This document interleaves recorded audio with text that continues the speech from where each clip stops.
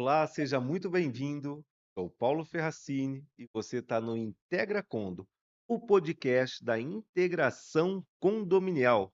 Aqui falamos de gestão e segurança, falamos de boas práticas em condomínios e aproveitam, pessoal, vai lá, né? E não esqueça de curtir, comentar, compartilhar o nosso programa. Quero agradecer também aos nossos patrocinadores, né? A WPS Digital, a Guaper Networks, canal Marketplace, Terracine Consultoria, Alfacense, Jornal do Síndico, Café com Síndico, Imersão Condominial e Condo Conference. Esses são os nossos apoiadores, patrocinadores. E hoje nós temos aqui um convidado mais do que especial, né, Kleber? Aqui agradecer também a minha mesa operacional, todos que ajudam o nosso programa. E o nosso convidado hoje é Lima, né, diretor do Grupo DPS. Lima, seja muito bem-vindo. Obrigado por ter aceito o convite. Eu que agradeço o convite, obrigado mais uma vez pela lembrança e estamos à disposição para contribuir, para aprender bastante com o pessoal aí que vai estar com a gente. E hoje vamos falar de um tema, pessoal, um tema que pediram para a gente no programa, que é segurança armada em condomínio. Tema polêmico. O Lima vai poder passar para a gente aí, esclarecer todas as questões e técnicas. Lima, quem é o Lima? Quem é o Lima? Lima é um São Carlense, puxa o R, né? Com muito orgulho. É um São Carlense aqui do interior, porque tem São Carlos em Santa Catarina, né? Então tem que falar que São Ah, é? Carlos, tem São Carlos em Santa Catarina, São Carlos aqui interior de São Paulo. Fui oficial da polícia, né, por 15 anos, me formei na Academia do Barro Branco. Tive a oportunidade de fazer o curso de direito também, né? O bacharelado, mestrado, doutorado. Um apaixonado por essa área aí da segurança. Atualmente diretor operacional do Grupo GPS na regional do interior de São Paulo, né? Mais de 300 municípios atendendo. E também sócio e diretor do Ibragesp, né? Que monta universidades corporativas para as empresas de segurança, principalmente. Produz conteúdo para que eles treinem os seus funcionários aí Brasil afora. Então, hoje nós não vamos ter problema referente à questão de segurança privada no Brasil, né, Lima? Olha, eu acho que a gente tá seguro aqui hoje, viu? Lima, a gente estava conversando, né, antes de entrar no ar. Quantos colaboradores tem o grupo GPS hoje? A GPS hoje tem 186 mil colaboradores, empresa bem grande, listada na Bolsa de Valores, né? Se a gente for olhar das mais de 20 mil empresas de prestação de serviço, quando a gente olha serviços, não segurança, mas facility. Então, e quando a gente vem para o universo de segurança privada, que são mais de 3 mil empresas no Brasil, é a única empresa listada hoje na Bolsa, 65 anos de história, teve sua origem lá na Bahia e a gente, com muito orgulho e dedicação, tem aí o nosso espírito de servir os nossos clientes. Bom, e para começar, eh, Lima, a gente observa que às vezes a gente algumas propagandas, né, até mesmo de curadoras, ou uma propaganda realmente sendo um condomínio, segurança 24 horas, vem morar nesse segurança 24 horas. E às vezes a gente chega nesse condomínio e a gente se depara com o porteiro, né? Com certeza, um profissional de suma importância, né, para o controle de acesso do condomínio, uma profissão crescente no Brasil, tendo em vista aí que a gente percebe o aquecimento na construção civil, a gente acorda, tem um condomínio novo na cidade. Fala um pouco sobre isso aí. O porteiro, ele faz parte da segurança, ele é responsável pela segurança patrimonial do condomínio ou não? Bom, primeiro pegando o gancho aí da primeira parte da sua pergunta, né? A segurança sempre foi um assunto prioritário para os brasileiros. Então, quando a gente a gente for pesquisar, né, fontes oficiais, a gente vê que 80% dos brasileiros têm a pauta segurança como prioritária na vida dela, né. E um imóvel, ele tem uma valorização quando tem uma boa segurança. O porteiro, ele não tem a formação profissional que um vigilante tem.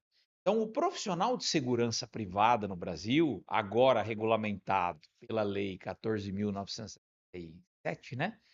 964, 4. 14.964, que é o Estatuto da Segurança Privada, ele estabelece que o profissional de segurança privada é o vigilante, não o porteiro.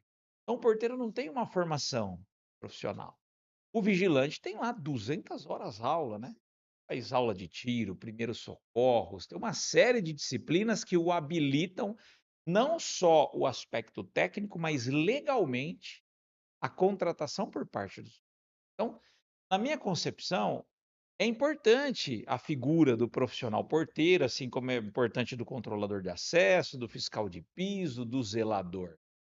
Mas ele tem que sim ser dotado de conhecimentos técnicos para que tenha o mínimo de tirocínio. Poxa, tem uma pessoa parada aqui há muito tempo, esse carro está fazendo, mas ele não foi formado para isso. E a maioria dos condomínios ainda tem o aspecto segurança muito marcado na figura do porteiro e do zelador, que na minha opinião é um equívoco. A gente precisa cada vez mais fazer a migração da segurança para os profissionais de segurança privada, porque são formados e habilitados para isso. Até porque também nós tivemos, nesses últimos 5 anos, um aumento muito expressivo no número de ocorrências de condomínios. Porque tem ali, né, o manual, né, de normas e procedimentos para o porteiro, vai englobar ali, né, noções de segurança, que ele possa detectar algo, mas ele não tem o poder de reação.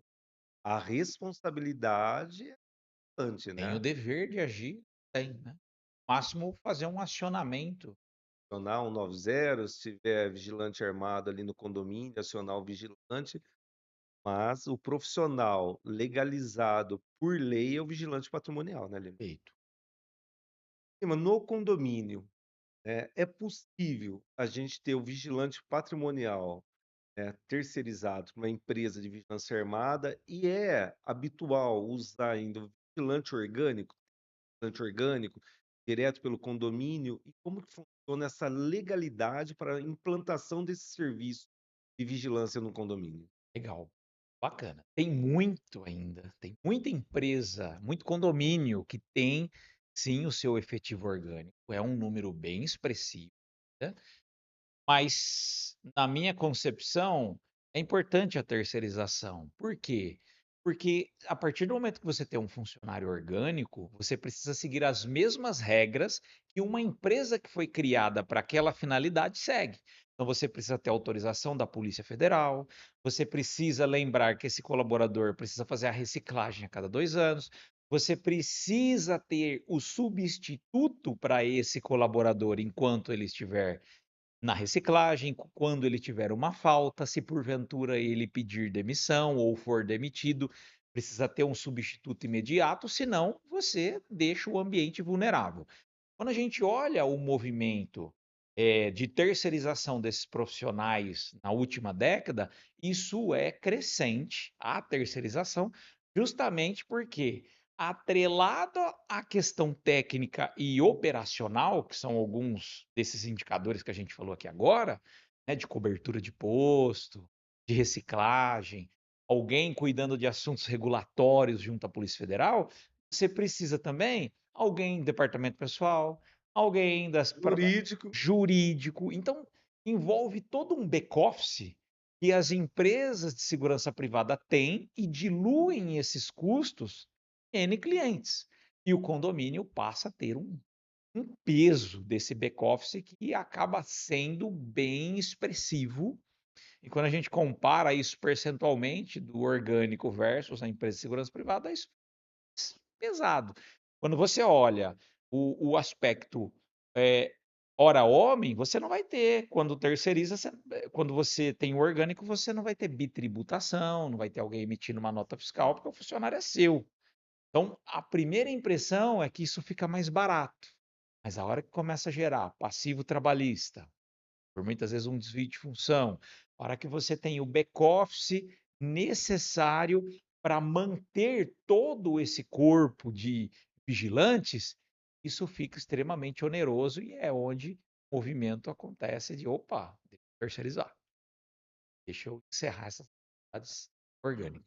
Porque tem um impacto, né, Lima, como você falou, o profissional ele tem que sair de férias, Isso aí. E tem que ter o substituto. tem que ter o substituto. Se acontecer um acidente com ele, Ah, tá, aí ele foi você não tem rebaixado, outro não contrato tem para achar um reposição. reserva técnica. Faltou, quem vai Isso. cobrir? Supervisão operacional, quem que vai fazer essa manutenção do Aí vai contrato? fazer a hora extra. A convenção coletiva de trabalho estabelece que ele só pode fazer 4 no mês. Como que ele tira férias e vai fazer 15 coberturas, se a escala dele é 12 por 36? Terceirizado tem milhares de efetivos para que cumpra a convenção coletiva de trabalho e ele reveza o efetivo. Você integra antes no condomínio e faz um revezamento. Cada colaborador puxa 3 escalas, 5 colaboradores, cobrir as férias. Agora, quando é orgânico, você permitir que ele faça mais de 4 horas, 4 dias de hora extra no mês, Vai você já descaracterizar a escala, né? descaracteriza escala, automaticamente a Justiça do Trabalho reconhece e acabou de gerar um passivo trabalhista adiante para o condomínio pagar. A conta sai Retroativo. cara. Anos, anos. Vai ficar essa conta, ela não é pequena, né.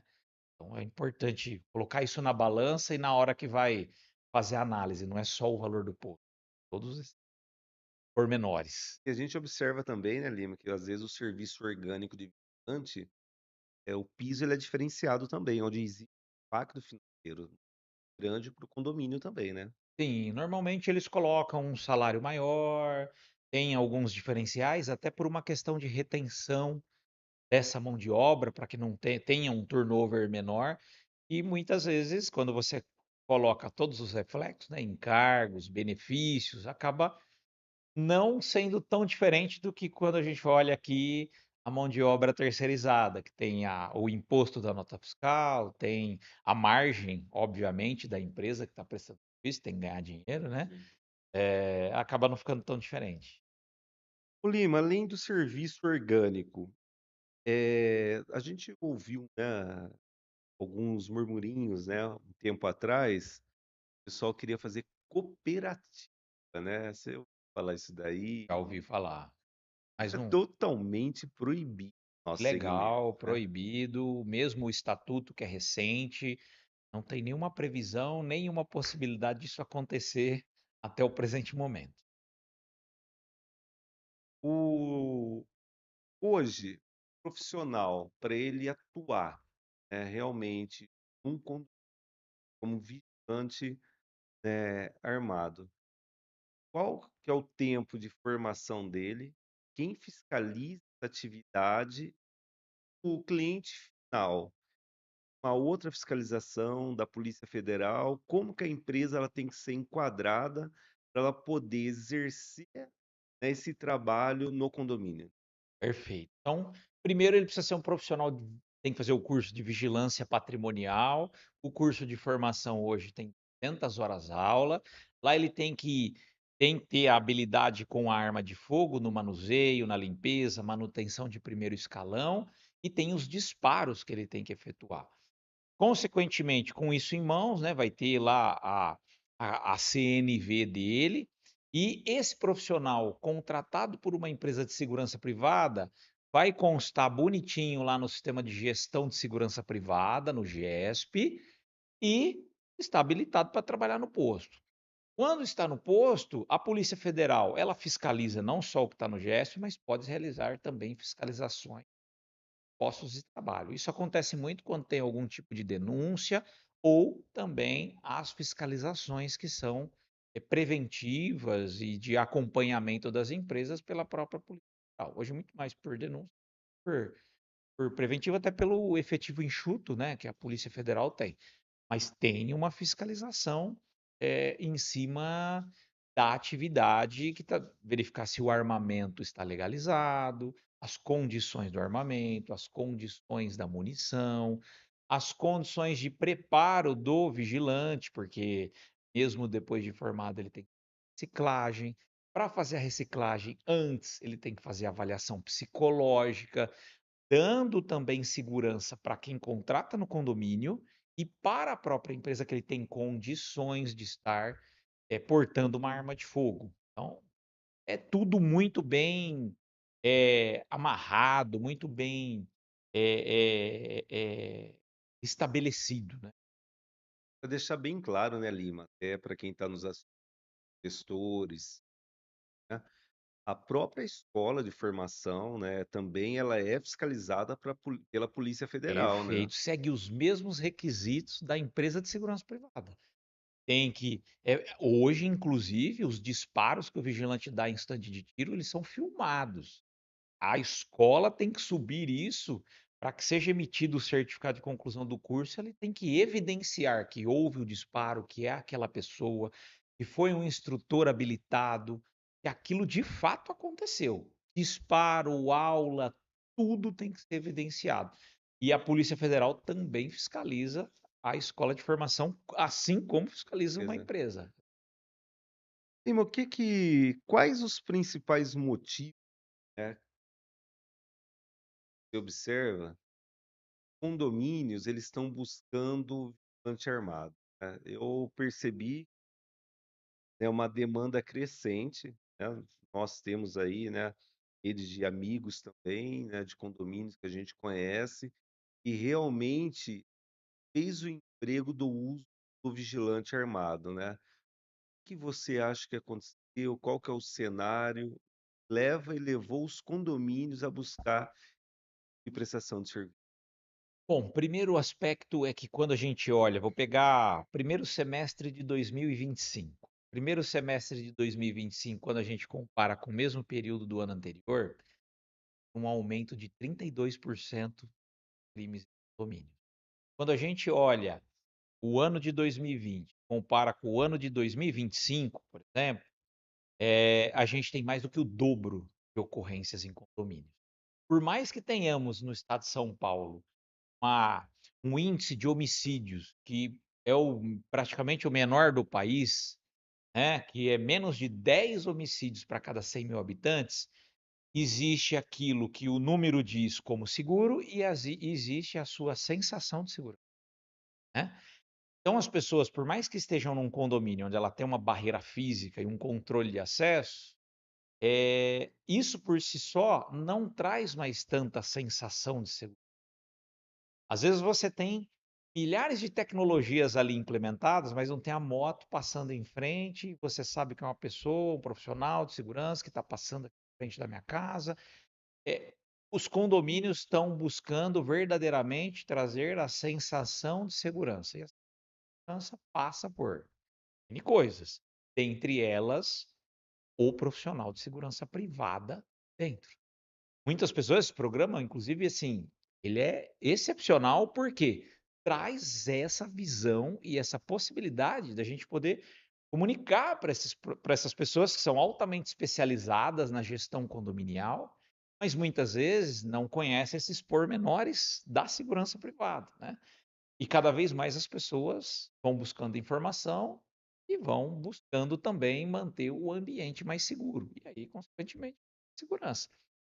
Por meio do homem, e o homem profissional de segurança, por meio de tecnologia, por meio de procedimentos, por meio de treinamentos que são dados às pessoas, barreiras físicas mesmo, né, até para valorizar os ambientes dos condomínios. É uma tendência a aumentar cada vez mais. Lima, com toda essa sofisticação da tecnologia, com a inteligência artificial, qual que é a sua visão, esse aumento, de contra o patrimônio, falando em condomínio?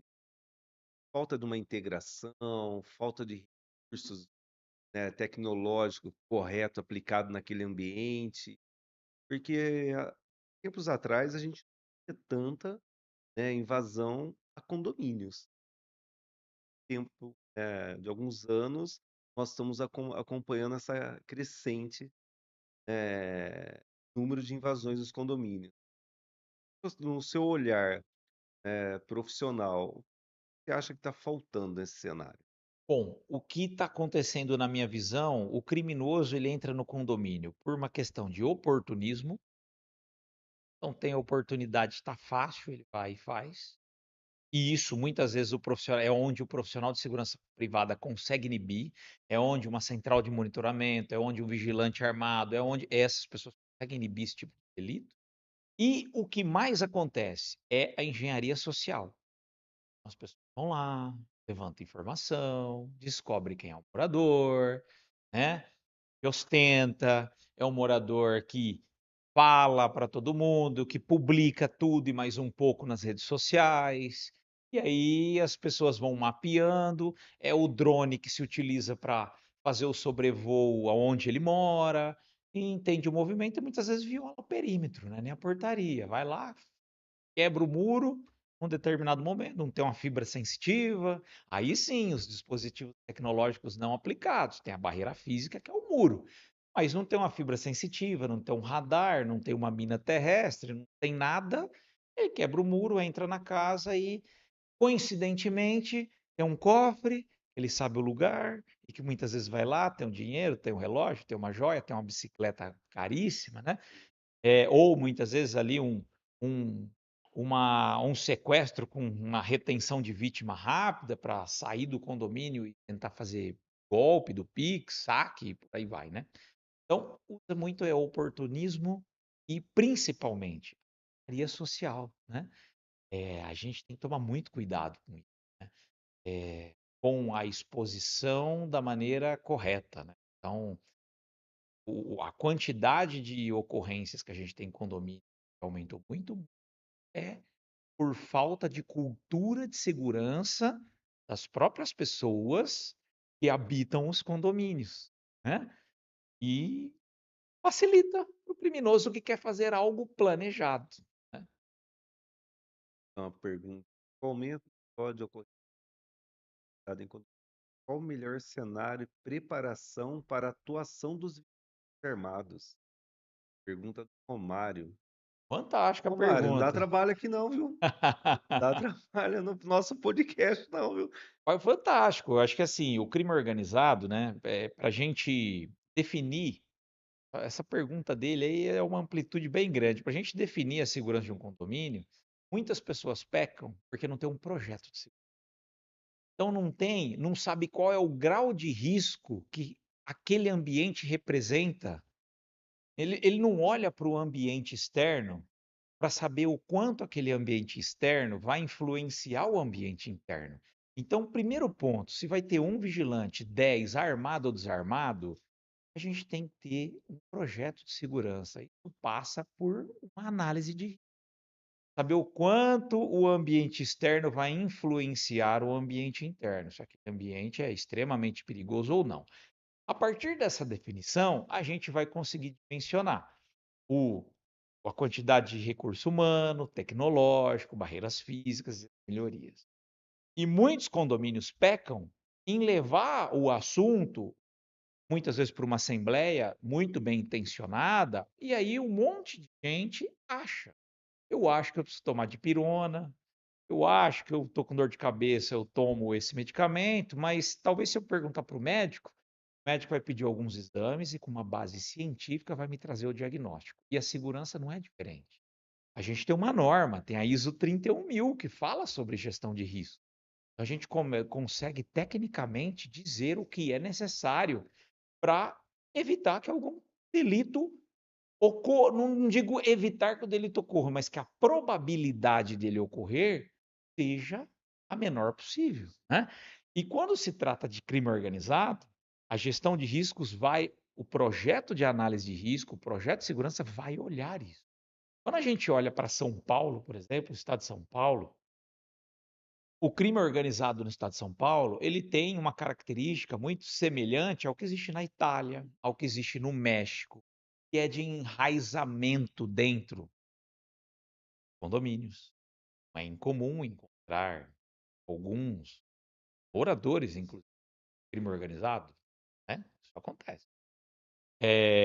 A gente tem isso enraizado em algumas questões políticas. Então tem essa característica de lavagem de dinheiro, não é de confronto, é de lavagem de dinheiro, é posto de gasolina, é lava rápido, é padaria, e é se infiltrar em lugares que ele pode tomar decisão, né.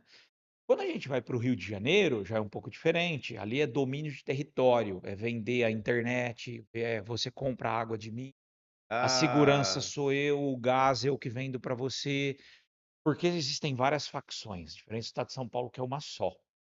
E isso faz toda a diferença, né. Por quê? Porque e aí é uma coisa que o projeto de segurança peca muito no estado de São Paulo, que é a falta de identificação de uma atividade de inteligência preventiva. Se qualquer um digitar o meu nome lá no site do Tribunal de Justiça de São Paulo, vai sair lá se eu tiver algum processo. É uma informação aberta e pública, a não ser que tenha um processo com segredo de justiça. Mas se não, sai. Agora, quando eu tenho isso aconteceu recentemente, quando você usa hoje a gente tem, por exemplo, softwares que buscam isso e dão essa informação, não só no estado de São Paulo, mas no Brasil todo, tribunais regionais e tribunais de justiça, de fontes abertas, públicas, que eu não estou ferindo em nada a LGPD se eu tratar isso essa informação de maneira cível e ah, reservada, sem publicidade, que vai me dizer uma pessoa que tem mandado de busca, mandado de prisão em aberto.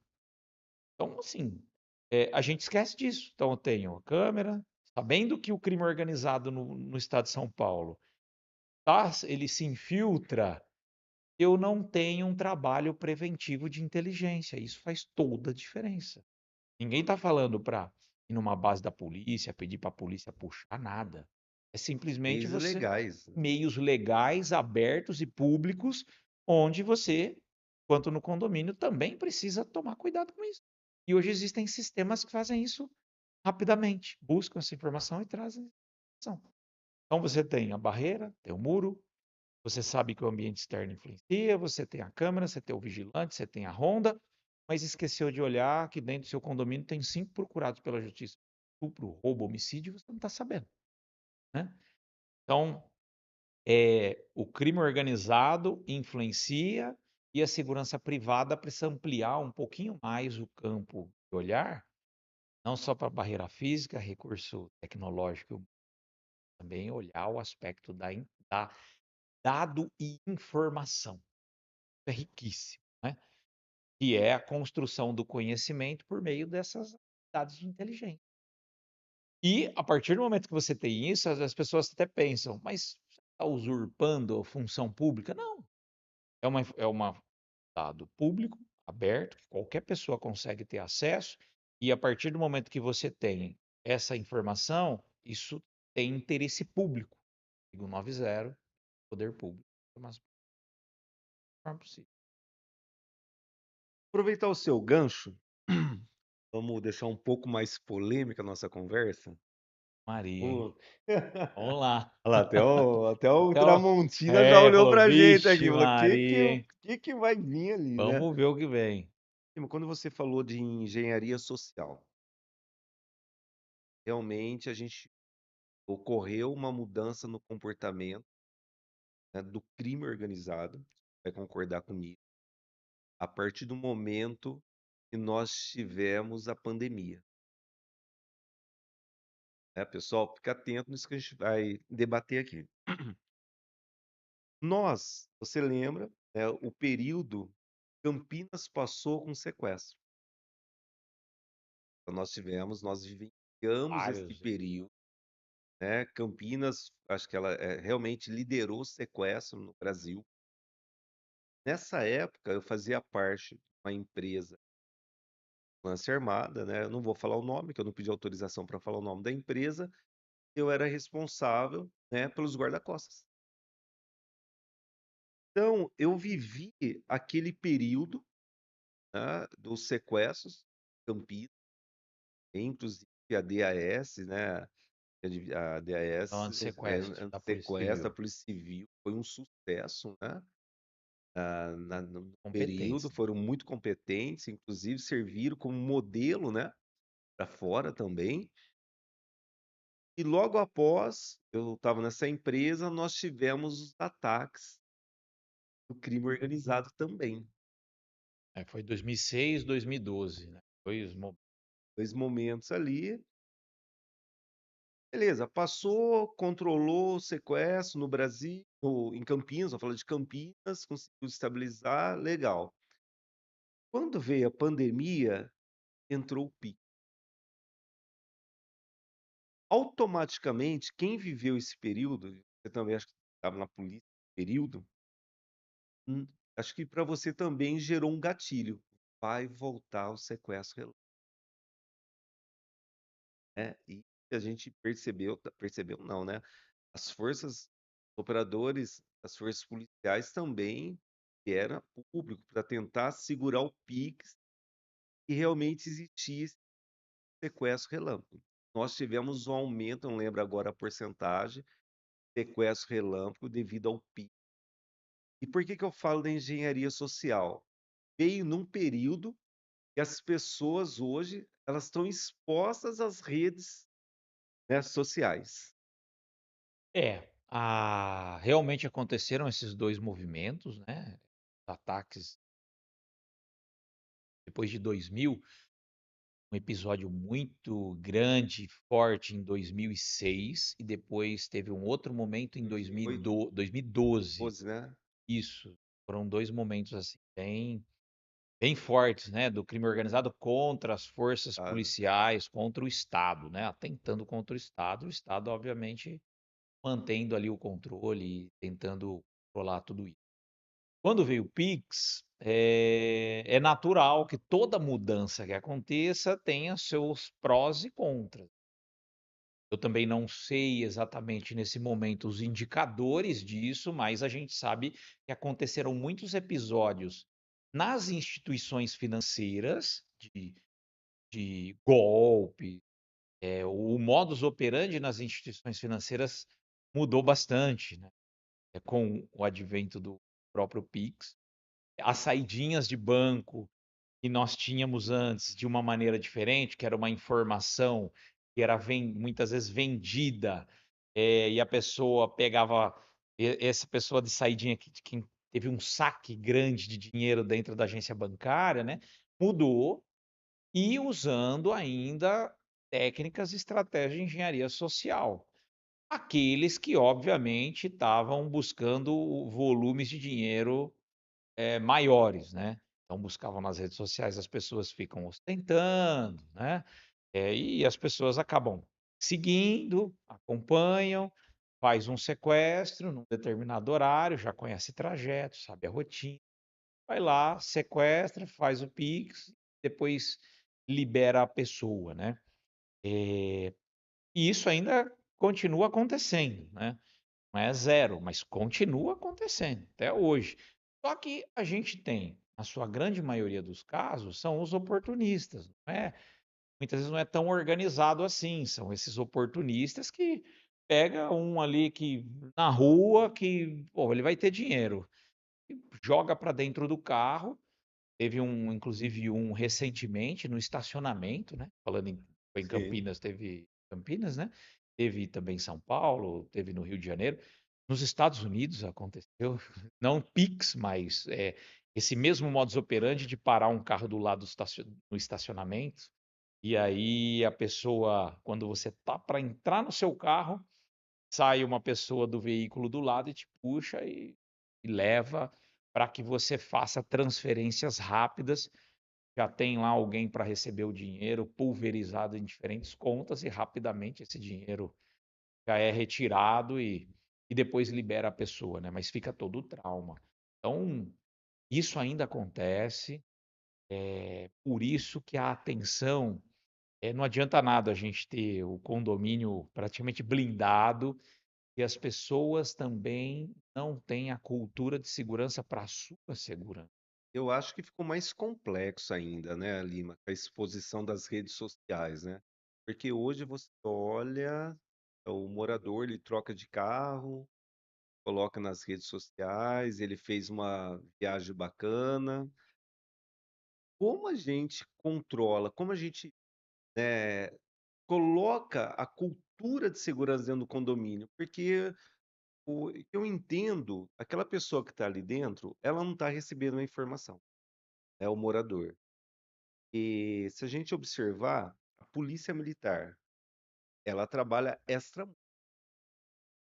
a segurança privada entre muros. Porém, a partir do momento que houve a intrusão, né, pode passar ali uma viatura que não vai conseguir observar nada que está acontecendo dentro daquele condomínio. Como que a gente leva essa cultura de segurança hoje para o morador? Porque ele é o grande causador, né, do que aconteceu o crime, inclusive contra ele, né. É, e é um trabalho de conscientização, que é uma tentativa que a gente está fazendo aqui agora, nesse bate-papo, né. É a possibilidade de, baseado naquilo que a gente acredita que é o ideal e baseado nas experiências que nós tivemos, transmitir para ele, para que ele faça a sua análise e se conscientize antes que talvez seja uma vítima. Ou, como o ser humano aprende muito bem na dor, depois que acontece alguma coisa, grandes transformações vão acontecer no seu comportamento. Mas a nossa tentativa aqui nesse programa, a nossa tentativa enquanto prestadores de serviço é sempre mostrar para o morador as vulnerabilidades nas quais ele se expõe diante de alguns comportamentos, né? Tem um caso recente onde, por exemplo, um morador, ele mora numa divisa com uma determinada área, uma fazenda, mora lá, dorme, janela aberta, a porta sempre destrancada. Surpresa, E né. qual é a fala dele? Mas eu pago segurança para ter segurança. Mas a segurança é um direito e dever de todos, né, tá na Constituição Federal, Sim, inclusive, quando trata do tema segurança pública, só que a gente tem que trazer isso, quando não é só por conta da segurança pública, mas é um dever nosso, então a gente tem que cuidar da nossa segurança sim, também. Eu não tenho como, poxa, eu vou ficar terceirizando a minha vida para alguém? E se total. de repente esse alguém não está cuidando da minha vida como deveria, ou como eu tenho a expectativa? Então eu preciso cuidar dela primeiro, né?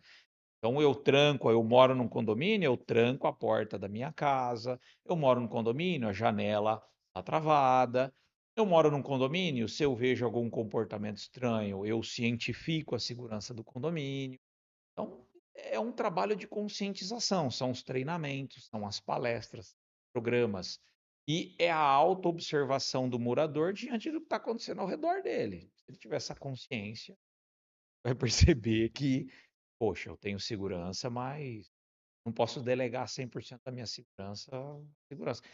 Nem a segurança pessoal. Aquelas pessoas que têm vigilante de segurança pessoal, por exemplo, ele tem, mas que estejamos aqui muito próximos, ele é armado e tem todo. Isso, não tem jeito. Ele precisa ter os cuidados dele, senão não tem como segurança pessoal fazer a segurança dele. Tem como garantir, né? Aproveitando, Lima, que você falou de segurança pessoal, né, o vigilante, né, o patrimonial, ele pode exercer o papel de ronda, condutor de cães, e aproveitando, o VSPP, muitas vezes as pessoas se enganam que ele é somente para trabalhar como guarda-costas, né, pessoal, e ele pode exercer sim a função dele também no condomínio. O vigilante patrimonial, ele pode exercer, pode ser piloto de drone, ele pode ser vigilante operador de monitoramento, condutor de cães, pode ser ronda. Só que para isso a convenção coletiva de trabalho traz alguns adicionais que você precisa pagar pelo exercício de algumas funções que fogem só de vigilante patrimonial. O vigilante de segurança pessoal privada, ele precisa fazer um curso de extensão lá na escola de formação de vigilante, né? E para estar habilitado, E ele pode exercer as funções dentro do condomínio, desde que ele está fazendo a segurança pessoal de alguém, né. Então ele pode estar lá dentro do condomínio fazendo a segurança pessoal. Tem muitos ambientes, né, e aí, algumas pessoas acabam, confundindo, e acabam doando um pouco a função desse vigilante de segurança pessoal privada, né, o VSPP.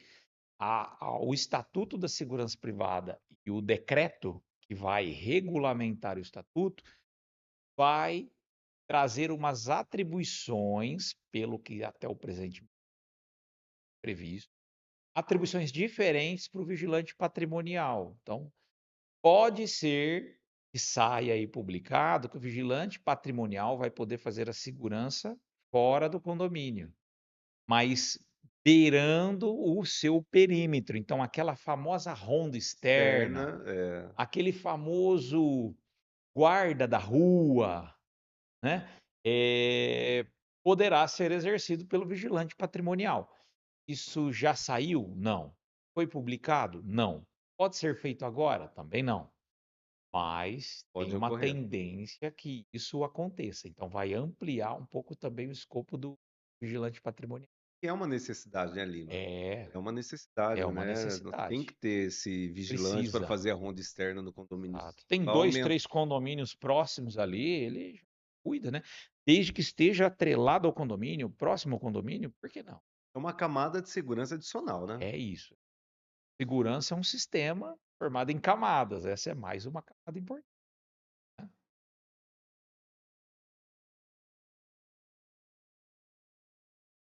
Lima, eu posso ter um líder, né, além do vigilante, hoje, eu posso ter o inspetor de segurança privada armado? Pode? Pode, inclusive o estatuto tem previsão lá, né, do supervisor. Pode, precisa ter a formação, tá no GESP, precisa ter dado. Essa é uma dúvida, né, que me perguntaram também, né, no programa. Poxa, além do vigilante, né, porque tinha aquela Vigilante questão. supervisor, Isso. Aí pode? tinha o supervisor que ele não podia ser armado, e agora Pode. nós não vamos ter problema. Não, desde que seja uma empresa de segurança privada ou uma empresa que tenha autorização da Polícia Federal ter o seu funcionário orgânico, desde que ele tenha o curso de formação, desde que ele tenha a avaliação psicológica, desde que ele faça, pode. Tá no GESP, arma regulamentada, pode. Vamos ter problema então. Não, Referente, se eu tiver realmente uma crime no condomínio, uma invasão, troca de tiro, evento real. Além da formação do vigilante, né, que ele já fez a formação dele, cumpriu a carga dele de tantas horas, protocolos no condomínio, segurança, para que ele haja com segurança possível. é possível. Isso ele aprende, inclusive no curso de formação de vigilantes, que o primeiro ponto é, para ele tentar proteger alguém, primeiro ele precisa se proteger, então ele precisa se abrigar, né. Tem que estar num local seguro e abrigado. "Poxa, como assim? Ele está disparando contra mim". Ok, está se disparando contra você, precisa se abrigar atrás de um poste, tem que se abrigar em algum ambiente que você não seja atingido pelo disparo de arma de fogo e você consiga revidar a injusta agressão, desde que não tenha ninguém ali atrás e que ele possa acertar alguém. Por exemplo, pensando num condomínio é um pouco mais simples, mas pensando numa uma instituição financeira que tem um fluxo gigante de pessoas, ele tem que tomar muito cuidado, mesmo abrigado, se ele vai disparar ou não, né. Muitas vezes ele não dispara, por conta disso. Mas tem protocolos, tem a disciplina, inclusive gerenciamento de crises, que é dada no curso de formação de vigilantes, pensando em tudo isso. Existem simulações que são feitas de conduta, né, de avançar ou recuar, de pedir apoio, de comunicação rápida na rede de rádio, para que ele consiga pedir os apoios necessários e cessar aquela injusta agressão, né. Isso pensando em disparo de arma de fogo, mas ele também tem na formação dele, falando sobre o uso progressivo de força, da força, né. Então nem sempre ele vai se valer da arma de fogo. A gente tem hoje as armas que por exemplo, a Spark, Taser, que é norte-americana, né, Spark aqui nacional, que ele pode usar o equipamento, para de repente mobilizar alguém que está agressivo, que está vindo com uma faca, que está vindo com um facão, está extremamente agressivo contra um determinado morador, que ele tem que fazer uma intervenção. Então, a empresa de segurança privada, ela tem que ter um plano de gerenciamento de crise bem estabelecido e, obviamente, o próprio profissional de segurança vigilância, ele tem formação para isso, ele aprende na escola. E na visita do inspetor tem que ser reforçado, né? Os diálogos diários de segurança, né, eles precisam existir. O procedimento operacional padrão precisa estabelecer ali em caso de urgência, emergência, não só de disparo, mas de incêndio. Poxa, uma criança caiu, quebrou o braço, e agora? Afogamento. Afogamento. Algum morador, sei lá, estava em depressão, saltou lá do 10º andar. O que que ele faz? Isola o local, pede o apoio, não deixa ninguém violar esse local, precisa preservar o local de crime imediato. Então, para isso, e aí é a grande diferença, né, quando a gente fala do porteiro e quando a gente olha para o profissional vigilante. Ele tem na formação dele e a empresa também tem que reforçar isso ao longo do processo. E, mas quando a gente contrata o serviço, esse pacote vem junto? Com Ó, certeza, vai fazer ali um plano de segurança, as normas e com certeza, procedimentos, os simulados, faz parte ou certeza. não do Faz pacote? parte do pacote. Por isso que ponto importantíssimo não é só olhar o preço. Eu, particularmente, divido a homologação de uma boa empresa de segurança em 4 grandes fundamentos. O econômico financeiro é importante. Será que você não está contratando uma empresa, por exemplo, que ao contratá-la, ela vai ter uma dependência econômica em cima daquele seu contrato? De tal forma que se você rescindi-lo, a empresa vai quebrar e o passivo trabalhista vai ficar para você? Um, um indicador econômico financeiro, existem vários outros. É importante saber se essa empresa ela está crescendo ou não. Como? Você consegue olhar o CAGED, Cadastro Geral de Empregados e Desempregados. Isso é uma certidão pública e aberta. E você consegue saber se aquele CNPJ está contratando mais funcionário ou demitindo. Porque se nós somos uma empresa de prestação de serviços e a gente emprega mão de obra, se eu estou crescendo, presume-se que eu estou aumentando minha quantidade de mão de obra empregada nos clientes. Se essa empresa está mais demitindo, provavelmente ela está perdendo bastante contrato e está desmobilizando mais gente do que mobilizando. Outro fundamento importante, o técnico operacional. Saber se realmente dentro da empresa tem pessoas que conhecem do assunto de segurança, porque, pasmem, existem algumas empresas que não têm uma pessoa que é especializada. E para isso, a empresa, ela pode se valer de consultores, ela pode se valer de assessores e ela pode se valer do corpo dela, profissional, contratado, de pessoas que entendem de segurança.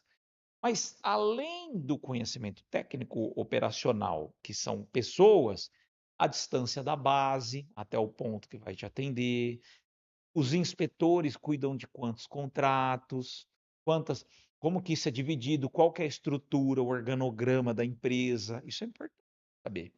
É o segundo fundamento. O terceiro, muitas pessoas pecam, os condomínios pecam, é o aspecto da regularidade. E aí o aspecto da regularidade, o Estatuto da Segurança Privada veio inclusive para responsabilizar o condomínio que contratar uma empresa clandestina. Então, precisa olhar se essa empresa tem autorização na Polícia Federal. Tem que olhar, muitas vezes ele contrata um vigilante, ela tem autorização para o vigilante patrimonial, mas não tem autorização para uma escolta armada. E convida essa empresa para participar do processo de concorrência. Depois eu tiro. Depois tira, você acabou de contratar alguém que está dependendo agora da sorte para sair a autorização. E se isso não sair, que normalmente leva em torno aí de 60, 90 dias, não saiu, 60, 90 dias que você está operando de maneira ilegal, né? Isso não só para, está falando de VSPP, de escolta armada, de todas as extensões, transporte de valores, por aí vai. E o outro aspecto importantíssimo é o jurídico. Quantos processos trabalhistas essa empresa tem? Processo trabalhista, qualquer um pode ir lá e ingressar com a ação, mas o ponto-chave não é aqui. O ponto-chave é, ela cumpre com as obrigações, ela cumpre com as execuções, ela pagou aquilo que a justiça determinou que ela deveria pagar. Isso é um aspecto importante. Tem muita empresa que paga sim os processos trabalhistas, usando dinheiro de provisão de férias e 13º do funcionário. A empresa muitas vezes, ela implanta novos contratos se valendo desse dinheiro de provisão de férias e 13º. E aí ela vai se endividando. Então, o processo de homologação, beleza, tem que ser feito de uma maneira muito responsável. Isso multinacionais olham com muita atenção. Condomínio não olha. Tem obrigação do né, ele E é o é CPF responsável, é o dele, CPF inclusive. dele, né. Exatamente. É muito importante. E se acontecer alguma coisa, é o CPF dele lá que vai responder, inclusive com os bens da pessoa física, e gerar um prejuízo lá. Vamos ficar atento aí, síndicos, vamos prestar atenção, olha as informações que o Lima está passando para a gente aqui, tá. Lima, a gente observa, né, essa mudança do cenário, né, da segurança provocado pela expansão dos bancos digitais. Então a gente observa que os bancos, né, realmente é uma tendência, não tem para agir, o fechamento das agências físicas. Isso implica diretamente, né, no vigilante patrimonial da agência bancária, impacta no transporte de valores.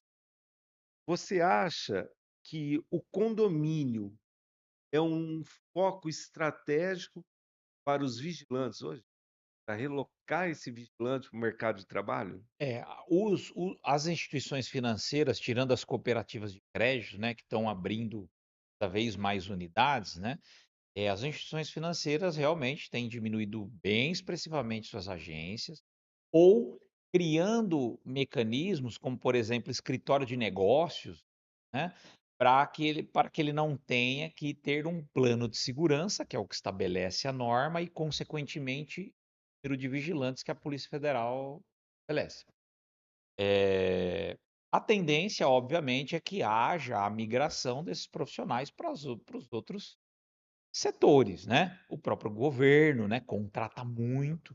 O governo, acho que é um dos maiores contratantes de vigilantes do país, as instituições financeiras também, mas, sabendo que existe uma sensação e percepção de insegurança, mesmo dentro dos condomínios, e uma conscientização cada vez maior de síndicos, administradoras e os próprios moradores, é uma tendência natural que haja um melhor arcabouço, um melhor sistema de segurança nos condomínios, falando de tecnologia e falando de recurso humano.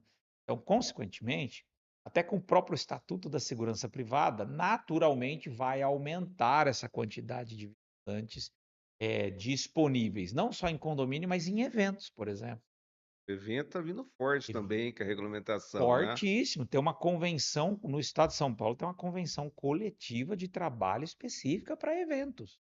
Estabelece um valor mínimo, quais são as condições, a alimentação, né, e mesmo os carnavais, o carnaval que a gente tem, jogos de futebol, shows, tem uma participação gigantesca dos vigilantes, né. Tem sindicatos laborais que têm base de dados de vigilantes que querem trabalhar em eventos. Então, com o Estatuto da Segurança Privada agora, isso ganhou muita força, né. Não só em eventos, mas criando inclusive outras figuras, como regulamentando o gestor de segurança privada. Então, a área de segurança privada com o estatuto e saindo o decreto agora, a gente acredita aí que vai ter pelo menos mais de 100, 150 mil vagas a mais para os vigilantes, não só em condomínios, em diferentes níveis. Mas condomínio é uma tendência, né? É por conta desse número expressivo de aumento de ocorrência. E realmente gerou uma preocupação, né, Lima? Essa questão, né? Porque o banco, Era o único lugar, por lei, realmente precisava do vigilante. Já plano de segurança tem, né. Tem um A plano de previsão segurança? de um plano de segurança e a Polícia Federal fala: "Ó, aqui precisa ter 4 vigilantes, precisa ter 2. Aqui o vigilante não pode nem revezar, tem que ter o almocista". Sim. Não, aqui pode ter o revezamento. Então, para os condomínios não é uma obrigação, porém, como está em 80% da cabeça dos brasileiros a prioridade de segurança, é um movimento forte da implementar esse efeito.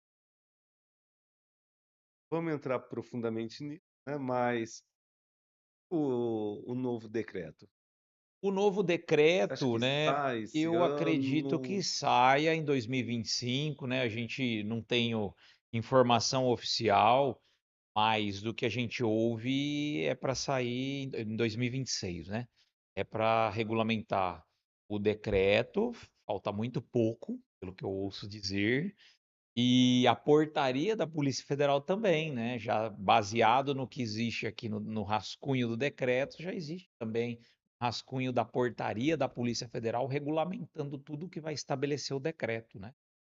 2026 a gente vai ter, boas surpresas que vão tirar todas as nossas dúvidas do que ficou um pouco em aberto no Estatuto da Segurança No Privada. começo ali, eu dei uma pirada, né, Sim, fiquei meio confuso, né, falei: "Caramba, será que eu não tô tendo entendimento?", né. Acho que sim. todo mundo tomou um susto, né. Mas para o bem, né. Para o bem, para o bem. Eu acho que trouxe responsabilidade para o tomador, então, eu posso contratar uma empresa que tem lá os policiais fazendo bico? Não, não pode.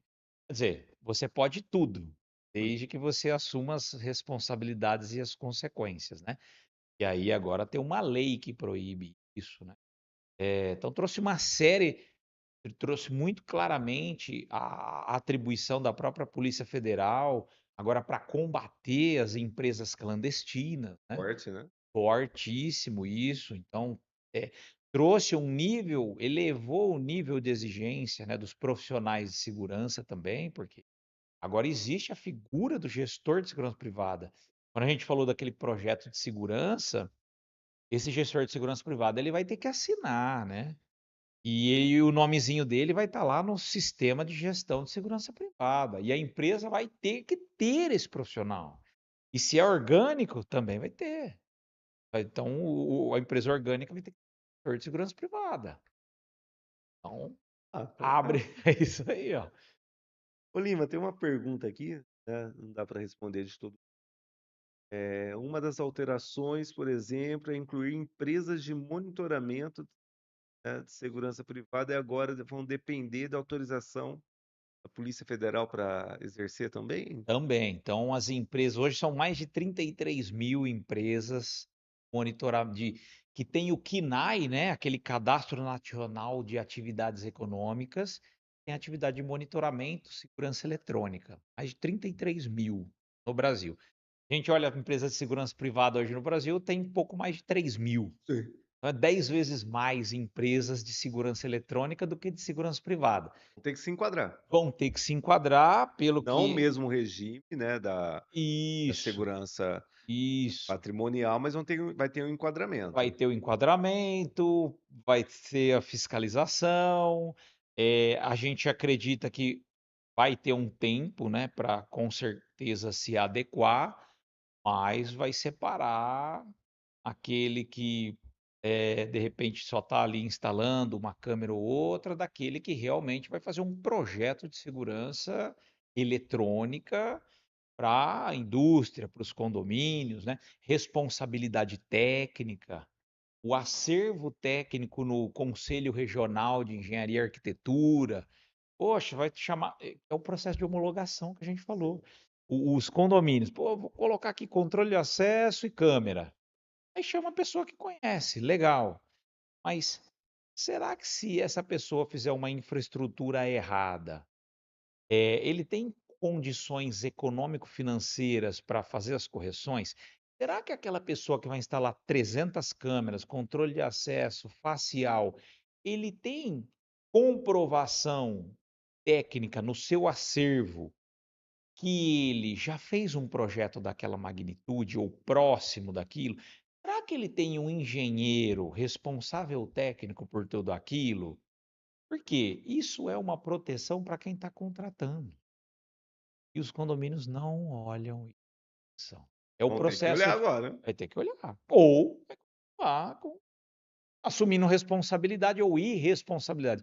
E o síndico que não olha, respondendo com o seu CPF. Lima, infelizmente, estamos chegando no final. O papo Passa está rápido, hein? muito bom, né? Passa rápido. Eu quero já deixar o convite. A hora que for aprovado, sair decreto, tudo, você volta no nosso programa Oh, com para a certeza. gente falar sobre isso. Eu Vou gostaria. decorar o decreto. Vai fazer igual como o Vinícius da Indec, né? Mandei umas perguntas para ele. Ele veio aqui já com o assessor dele, já com toda a lei. Eu falei, o que é isso, Vinícius? Falou, você mandou umas perguntas lá que eu falei, deixa eu levar quem conhece. É, Deixar um abraço pro Vinícius, grande amigo aí, né, da Indec. E qual mensagem que você daria hoje, né, para os síndicos, diretores de associação, referente à segurança privada, segurança armada? Qual o recado que você deixaria para o nosso público? legal. Segurança para os síndicos, para as associações, para os presidentes. Se você quer verdadeiramente saber se tem segurança, faça um projeto de análise de risco para saber qual é o grau de risco que o seu condomínio, a sua associação tem hoje e baseado nisso, em critérios técnicos. Aí sim você define o que fazer, com que prioridade fazer, se eu vou fazer o investimento ou não. Isso é fundamental para a gente sair desse achismo, para a gente sair desse cada um dar o seu chá de palpite e, querendo ou não, é o seu CPF que vai assinar caso algo dê errado. E o segundo aspecto e última mensagem, homologue adequadamente às empresas que prestam serviço, para que também você não seja responsável ou corresponsável, por aquilo que você contratar. É isso. Obrigado. Eu que Lima, agradeço mais uma vez, viu, pela oportunidade aí. eu Obrigado que mesmo. agradeço a sua presença. Obrigado. Pessoal, grande abraço, forte abraço a todos e até o próximo programa.